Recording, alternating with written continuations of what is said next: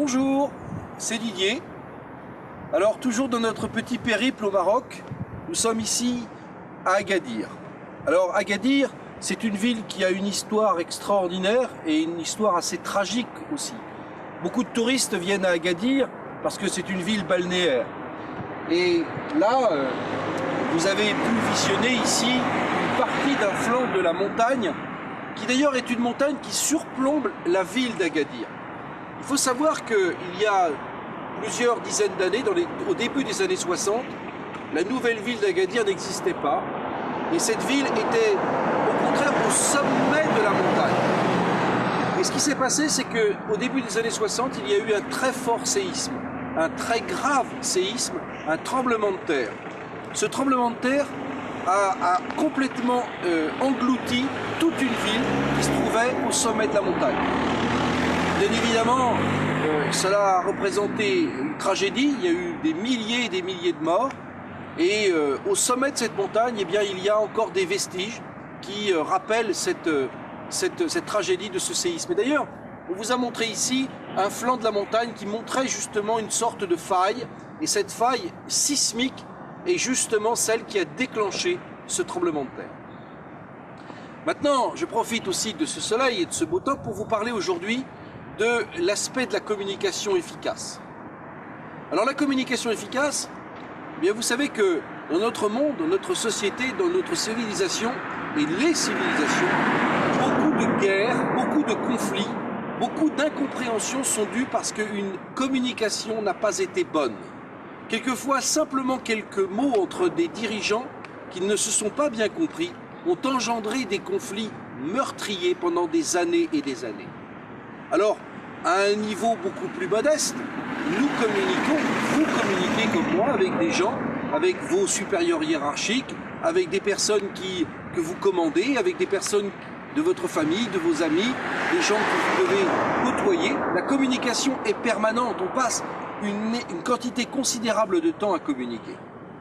Et si on communique mal, eh bien c'est à la fois peu efficace, c'est-à-dire que ce que vous voulez lui dire à cette personne, ce ne sera pas foncièrement compris, mais non seulement elle peut mal le comprendre, mais elle peut comprendre aussi le contraire de ce que vous voulez dire. Parce que chaque personne vit avec son propre monde, sa propre modalité de vision, de croyance, de perception, de compréhension des choses. C'est-à-dire que même si là vous me voyez, la façon dont moi je vois les choses, la façon dont je les comprends n'est sans doute pas la même que vous la percevez. Et en grande partie, la plupart des incompréhensions viennent de là. Car on dit souvent que les gens vivent un peu comme une sorte de planète. On vit chacun sur notre propre planète. Cette planète, c'est la façon dont nous comprenons et appréhendons les choses. Alors, on a remarqué un jour, un vieux sage a dit, mais vous savez, dans la communication, regardez bien. On pense tout le temps que c'est l'expression verbale qui est un facteur de communication. En réalité, pas du tout. Car si vous regardez un être humain, l'être humain est constitué de 2 yeux, 2 oreilles, mais aussi que d'une seule bouche. Donc on dit tout le temps, il faudrait s'en servir à proportion. Savoir plus regarder et observer, beaucoup plus écouter, et enfin pouvoir s'exprimer. Car les grands communicateurs, les communicateurs efficaces, sont des personnes qui passent beaucoup plus de temps à vous écouter qu'à s'exprimer. En fait, ils passent beaucoup de temps à essayer de percevoir comment vous voyez le monde, comment eux ils voient le monde, comment ils le perçoivent, comment ils l'interprètent. Et ils sont très attentifs à la façon dont on s'exprime. Les communicateurs sont très attentifs à la façon dont ils parlent. Et les mots que l'on s'exprime, les mots que l'on sort de sa bouche, sont souvent très révélateurs et donnent des informations au bon communicateur.